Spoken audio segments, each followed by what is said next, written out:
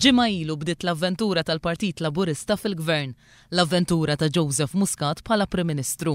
Aktar minn hekk bdiet l-avventura ta' pajjiż ħieħ. Il-ħadd 10 ta' Marzu, il-ħin, il-11 ta' filgħodu, jibdew jingħataw l-ewwel indikazzjonijiet li l-Partit Laburista rebaħ l-elezzjoni. Joseph Muscat għadda l-ewwel messaġġ tiegħu bħala Prim Ministru elett ftit tal-ħin wara. F'din l-elezzjoni l-Partit Laburista kiseb 55% tal-voti kontra 43.1% tal-voti.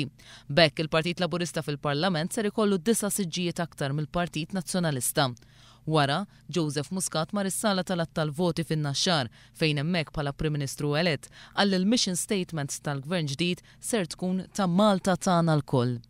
Aħna kampanjajna bl-għajta ta' Malta tagħna l-koll u dik l-għajta ħatkun il-mission statement ta' dan il-Gvern il-ġdid u allura ħanfittxu li naħdmu mal-oppożizzjoni, naħdmu ma' dawk li ma vvutawniex imma li jridu jaħdmu magħna. Jum wara, ftit ħin wara 11 ta' filgħodu f'ċerimonja uffiċjali, Joseph Muscat ħal ġurament tal-ħatra bħala 7 Prim Ministru ta' Malta Indipendenti.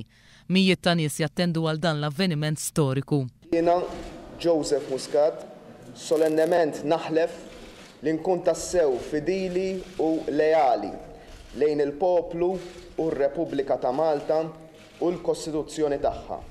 Hekk Alla jgħinni.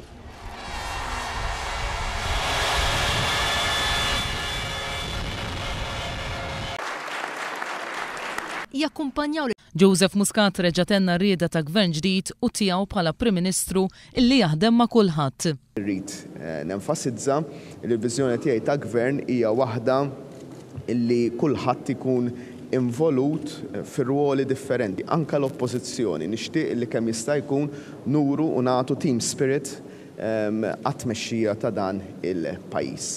Imbagħad daw kollha preżenti assestew għal mument storiku. Għall-ewwel darba Joseph Muscat daħal fil-bini tal-Berġa ta' Kastilja bħala Prim Ministru ġdid. F'dan il-jum ukoll tħabbru l-ewwel 3 ħatrit fl-uffiċċju tal-Prim Ministru. Mario Kutajjar inħatar bħala Segretarju tal-Kabinett u Segretarju Permanenti Prinċipali li hu wkoll il-Kap taċ-Ċivil. Keith Schembri ta' 37 sena nħatar Chief of Staff tas-Segretarjat tal-Prim Ministru u Kurt Farrugia ta' 31 sena nħatar Kap tal-Komunikazzjoni tal-Gvern.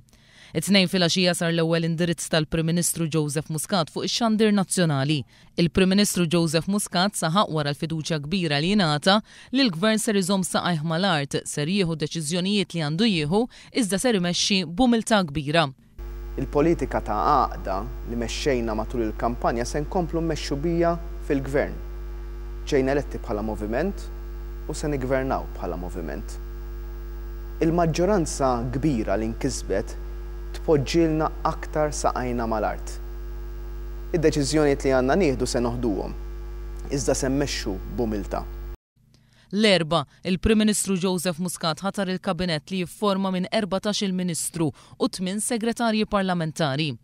F'din l-ewwel ġimgħa ta' gvern ġdid bdew l-impenji Ewropej għall Prim Ministru Joseph Muscat. Il-ħamis il-Prim Ministru attenda fis-Summit Ewropew. Waqt kummenti mal-Istazzjon Nazzjonali f'nofs l-ewwel sessjoni tas-Summit, il-Prim Ministru Joseph Muscat qal li l-pożizzjoni ta' Malta hija favur is-sens komun.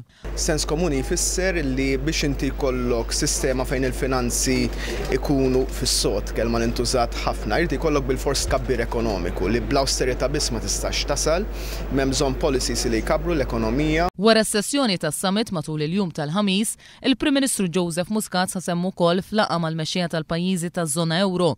Diskussjoni li ffokat fuq il-konsolidazzjoni fiskali iżda wkoll fuq is-solidarjetà u l-ħolqien tal-impjiegi. Matul il-ħamis u l-ġimgħa l-Prim Ministru Malti iltaqa' mal-President tal-Parlament Ewropew Martin Schulz u mal-President tal-Kunsill Ewropew Herman Van Rompuy, mal-President tal-Kummissjoni Ewropea José Manuel Barroso u anke mal-Kummissarju Malti Tonio Borch. Il-ħamis imbagħad bdew l-ewwel impenji għall-Ministri. Il-Ministru tal-Affarijiet Barranin it-Tabib George Vella laqa fl-uffiċċju tiegħu lil Monsinjur Filippo Colnago li huwa l-Ambaxxatur tal-Vatikan f'pajjiżna. Il-Ministru tal-Infrastruttura u t-Trasport Joe Mizzi għalli gvern ġdid ser jara li jitwettqu l-fażijiet kollha tal-proġett ta' Baċir numru 1 skont it-time frames li hemm waqt żjara fuq dan il-proġett. Il-Ministru għall-Ekonomija, Investiment u Intrapriżi Żgħar Chris Cardona kellu żjarat fit-Tolly Products, fil-Playmobil, fil-kumpanija Farmsons u fil-kumpanija Consolidated Biscuits. Il-Ministru għall-Edukazzjoni u Impjiegi Evarist Bartolo attenda l-konferenza tal-aħbarijiet organizzata min National Student Travel Foundation li matura tħabbru wkoll id-dettalji tas-Science Expo 2013. Il-ġimgħa il-Gvern ħatar lis-Sinjura Dolores Cristina bħala Aġent President ta' Malta għażmien li matulu l-President George Abela ser ikun għal żjara fil-Vatikan.